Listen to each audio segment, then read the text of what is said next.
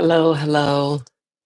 I'm aLex Levin. We're here together in Sun and Moon Yoga Studios portal through YouTube. Half hour together to practice remembering that we're present, that we're already here. Presence is already here for us, and the power of that.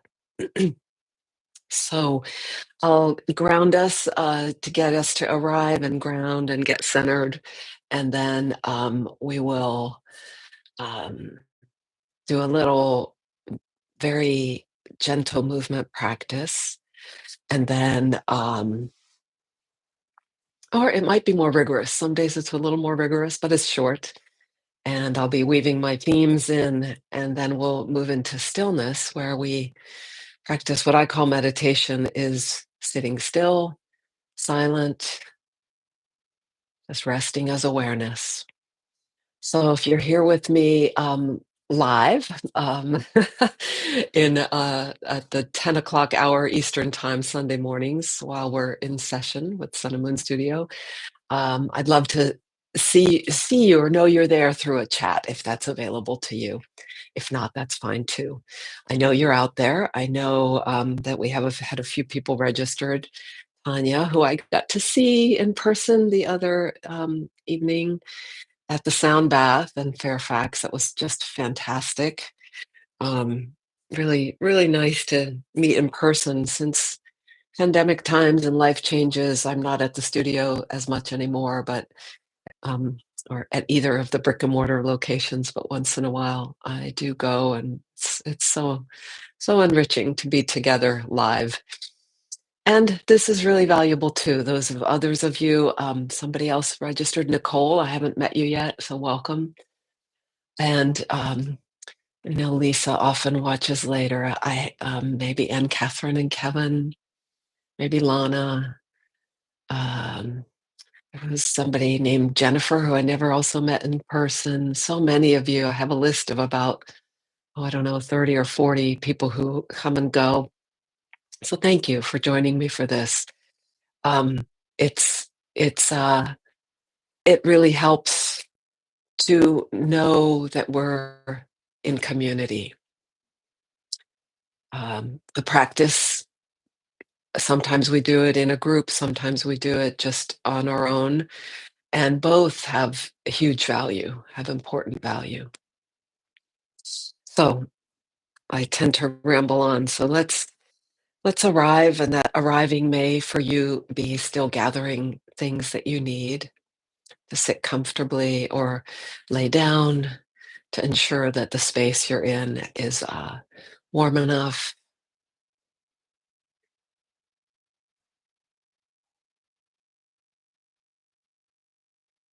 And just for a few moments, I'm actually going to bring us up to standing, but for a few moments,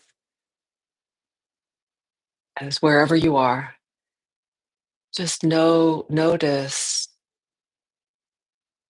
I feel like this word is so, I use it so much that it starts to lose its potency, but just to notice, attend. I like the word attend, like attending to, or just attend to what is here now. In French, I think that word means to wait. And notice especially the parts of your body touching the ground. And so much information may be streaming in as you're noticing. Um, Maybe there's an ache. Maybe there's a little sore throat, as I still have a tiny bit. It's not bad. Maybe it's your mind jumps to something in in today's future.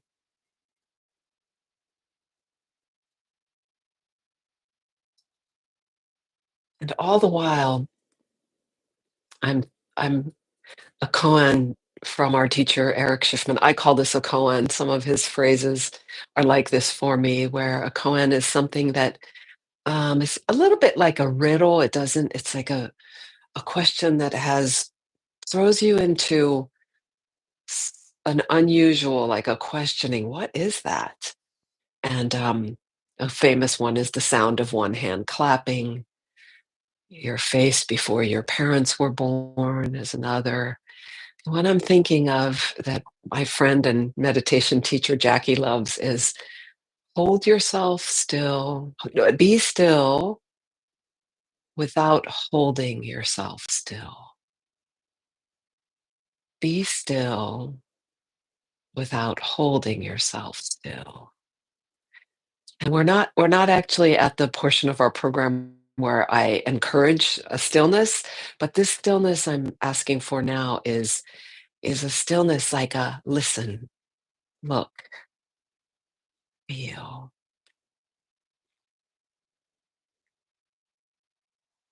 It allows us to settle and open the aperture of our perception a little more.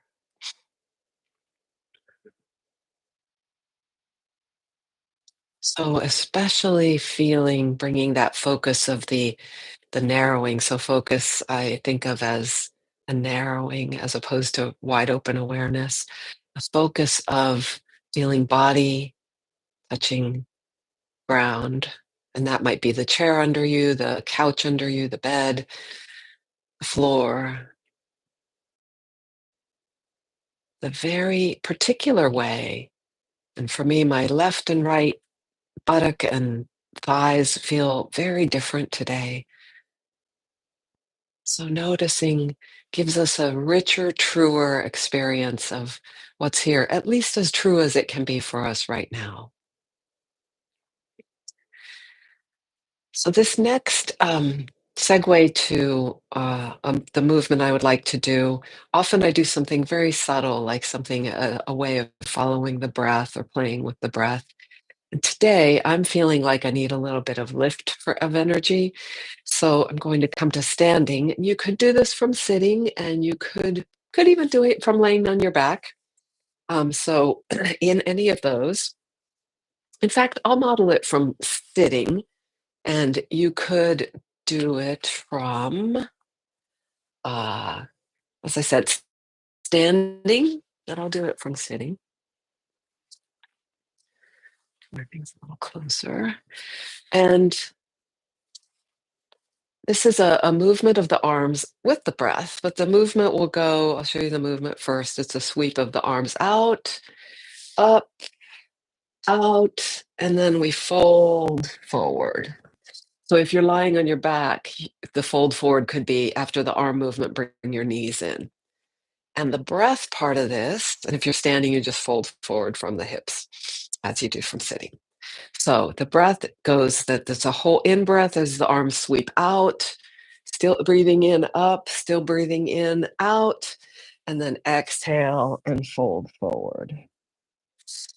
And there's a slightly different way. The arms could go first up and then out and up again and forward. So either of those, first up or first out to the side. So the arm movements are all an inhale, and then as you fold forward, that's an exhale. I'm gonna come off my cushion for this. So ready? We'll do about 3 or 4. Let's do 4 of these. And before we start, if you've shifted your position from sitting to standing or from whatever, we're up once again, just touch base with feeling how gravity is holding you to the ground, how your body knows this through the sensations in your skin and bones and all those neurons sending the signals to your brain so that you know it. And after your exhale, inhale, sweeping arms out, up, out. Exhale, fold forward. And stay there as long as your exhale wants to be. And then again, arms up, out, up, and exhaling, fold forward. Third round at your own pace.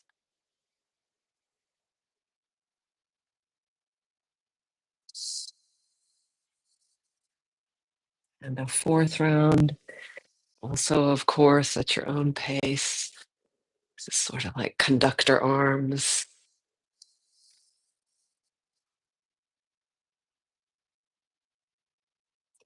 Excuse me.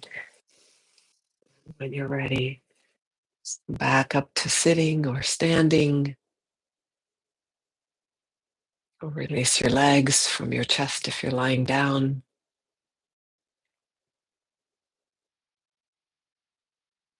And notice now, just come to this stillness without holding yourself still. Notice what you notice. And notice how you arrive. And still, if you need to adjust anything, like myself getting a little cushion for my knee, do that.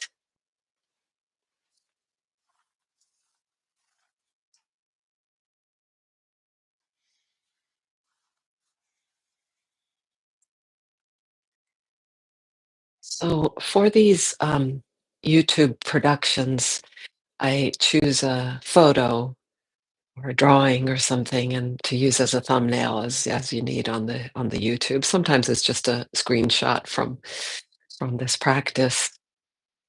And this week, a few days ago, in this room, which has a lot of big windows, and there's a forsythia bush right over there outside the window. A cardinal, a really fluffed up, bright red cardinal was there, and I managed to get a picture of him. And he's actually sitting. It's very hard to see in the picture because of the branches, but there's a nest there. I don't know if it's his nest or a previous bird's nest. Maybe he'll use it. He and his mate. Um, but what I noticed when I was taking the picture is that the way I saw the cardinal, for me, the cardinal was totally visible. It wasn't obscured by branches. And I took several pictures, and in a couple of them, especially there were branches in the way of the I said, That's not the way I'm seeing it." I managed to get one that had less branches, and that's the one I posted. But with the research I've been doing lately about, how we perceive one of my interests is how we perceive pain or discomfort, either physical or emotional. And, some of the research shows that we tell ourselves or we can feel pain before we actually check bef that is different from the actual experience we may be having. That may sound a little, koan-like, right? A bit of a riddle. And in terms of the visual, what my brain did is as I see the cardinal, I know or I have past imagery in my mind, a neural network that shows me what this full cardinal looks like. The branches were gone for me in my mind's eye, but the cardinal was more fully like there without any obscuring. And so similar things happen for us uh, with anything we think of or perceive or hear. Not always. I'm thinking that sometimes when we're surprised or when maybe sometimes when we're frightened, some things can be in really stark reality, or maybe still that conditioning comes in, that prior memory, dream, imagination is what the yogis tell us from this science that they studied. These things we're finding out, and the knowledge of our mind, the yogis found it without fancy technical material, just through hours and lifetimes of observing our mind from that still place. And in fact, I'd like to read you the first. I haven't tapped into the Yoga Sutras for a long time. This is one of my favorite translations, Chip Hartrand. It's hard to see the name there. His translation of the Yoga Sutras. And the very first four I'll read you um, as his understanding of it. Now, the teachings of yoga, that's number one. That by itself could be a whole teaching, just now, dropping into now. Atha is the Sanskrit word. Two, yoga is to still the patterning of consciousness. Then, 3, pure awareness can abide in its very nature. And 4, otherwise, awareness takes itself to be the patterns of consciousness.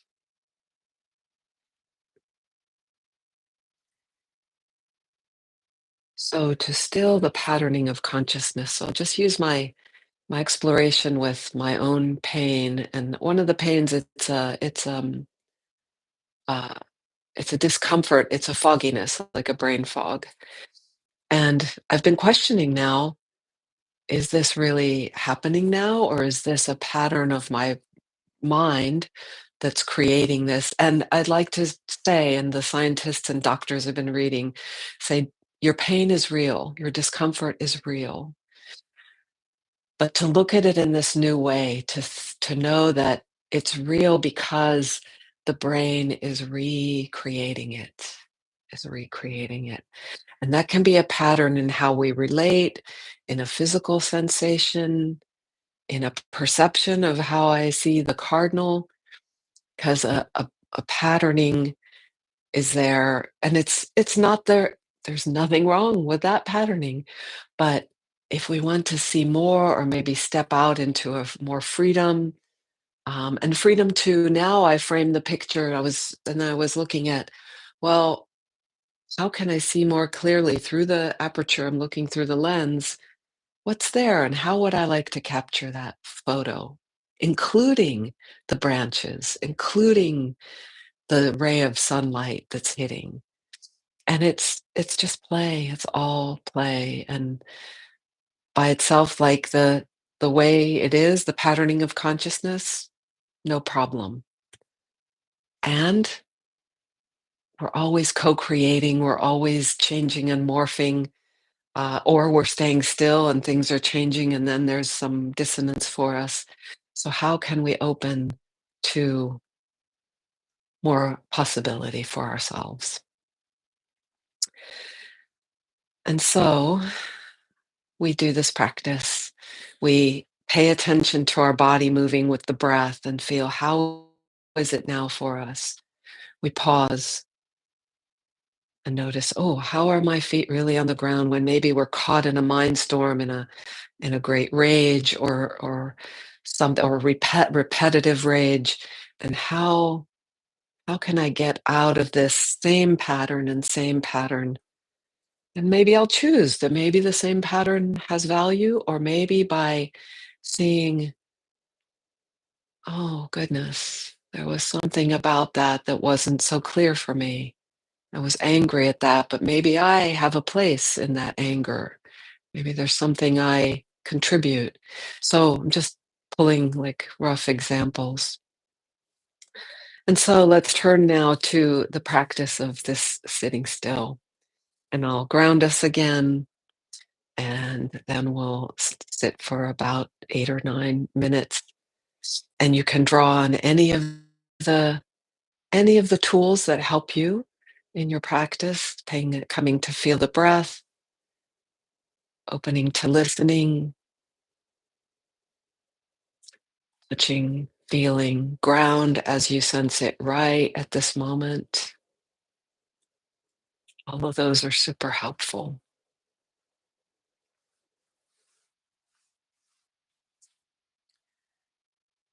Before we actually begin, just nestle in, shift what you need to create the relationship of all the parts of your body that will support stillness the best. Can't guarantee that you won't be uncomfortable a little bit later, but we can just add that in and work with it.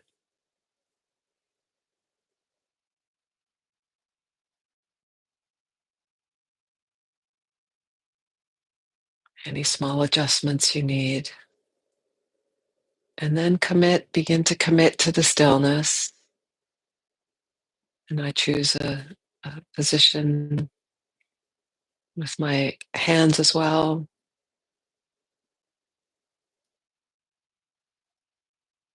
and have a good journey of these 8 minutes together.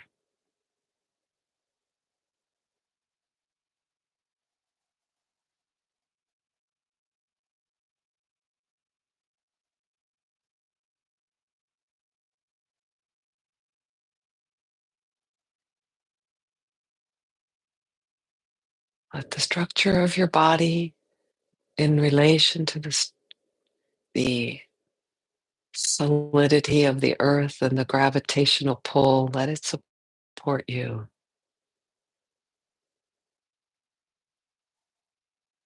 Relax into the grid of gravity.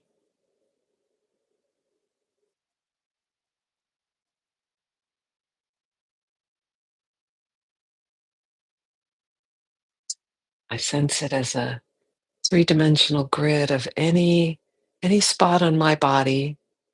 So it can be maybe thousands of them, maybe millions, I don't know.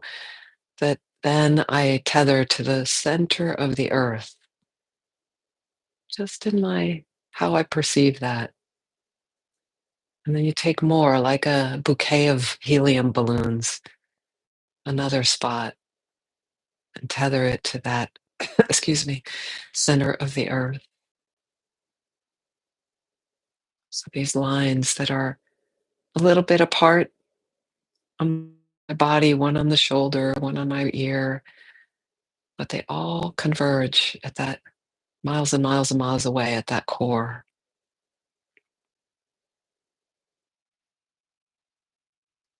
Might seem strange, but imagining that helps my body to align itself.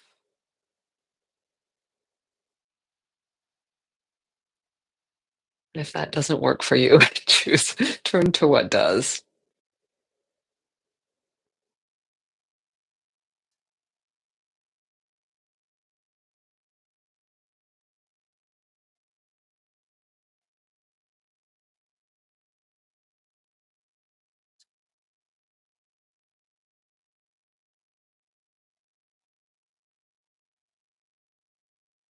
So, what is this distinction of awareness, which I take to be our unbounded, timeless self,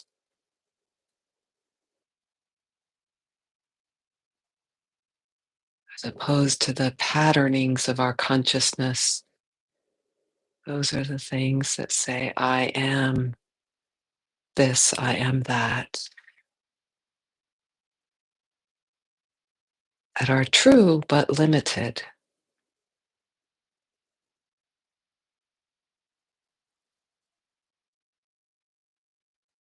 Invite us to sense into that boundless, timeless awareness of I am,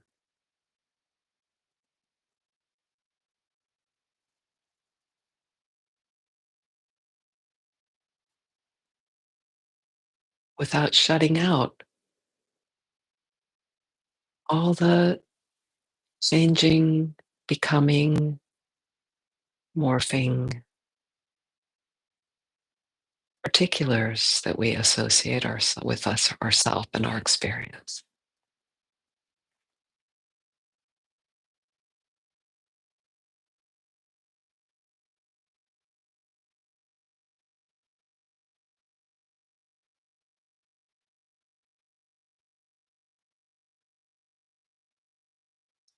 And for me, in drawing on the teachings of my teachers alive and not alive that I learned from them through their writings, and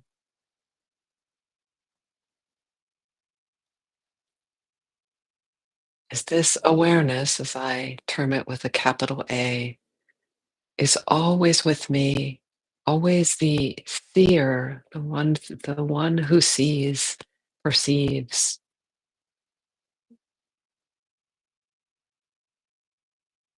feels, senses. It is changeless,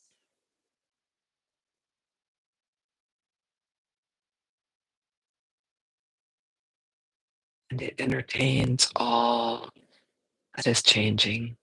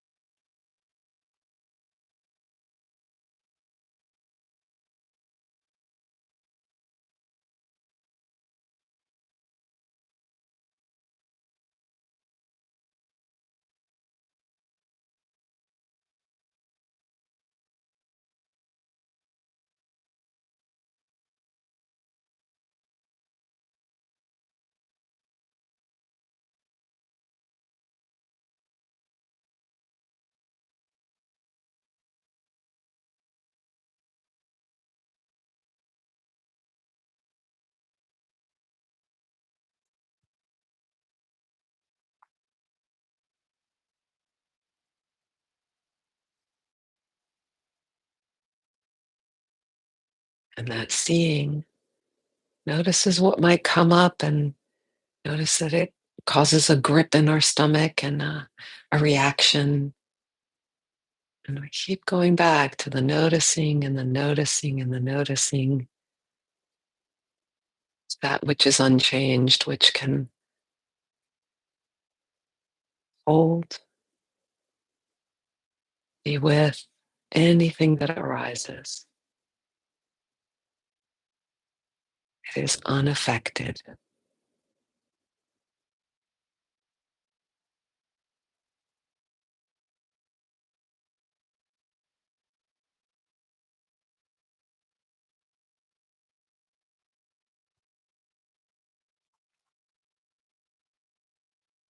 Perhaps this is our most primary relationship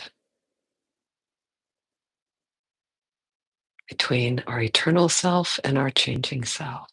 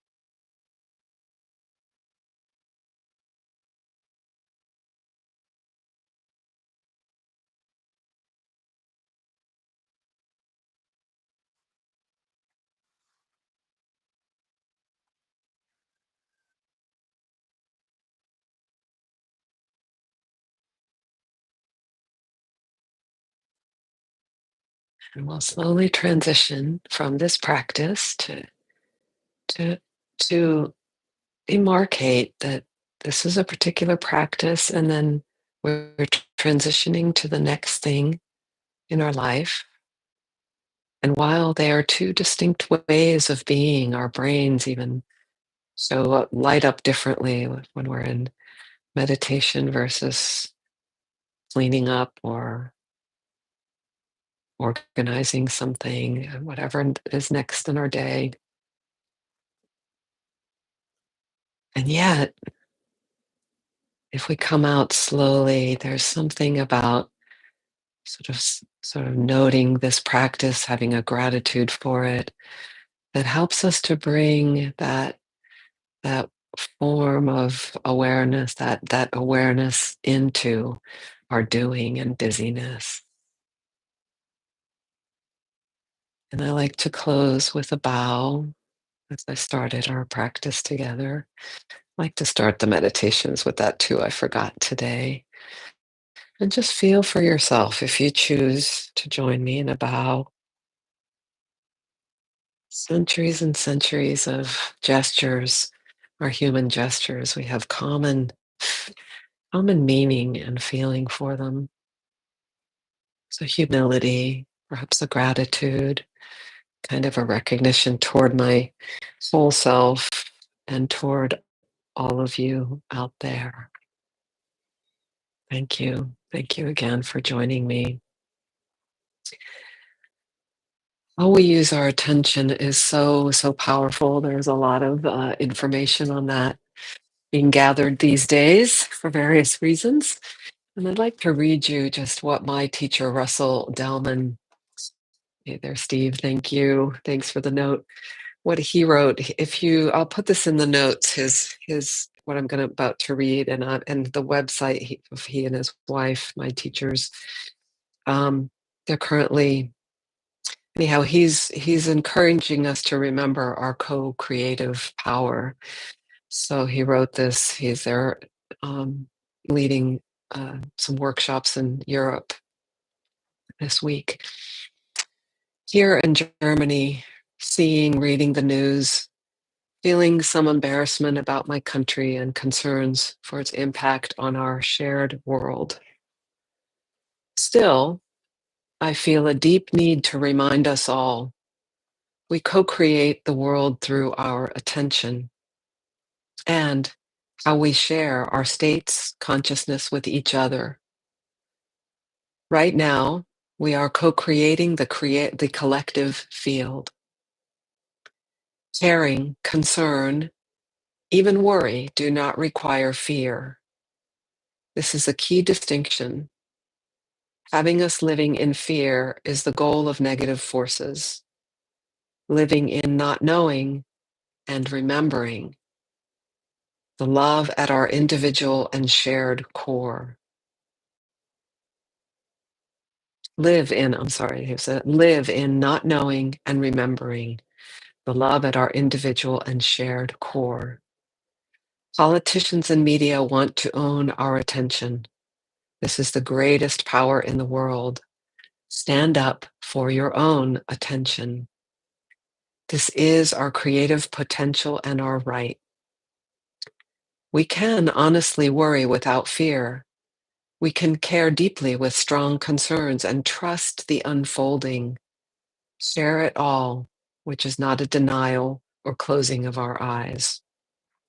And turn attentions and conversation toward the good, the true, and the beautiful. If not now, when? If not us, who? And that's with love from Russell. So thank you. And I often think about people who feel certain effects differently from me. For some people who may be seeing current events that I'm seeing as distressing, as people are happy about it. And I'm striving to understand, striving to know that there's a whole history behind why, a whole reasoning of why they are as they are. So it's complicated. I hope this has been helpful. And for me, it's just so helpful that we're here together and we share and we share and we co-create. Thank you. See you next week. And check out sunandmoonstudio.com for more of our offerings and opportunities to be together.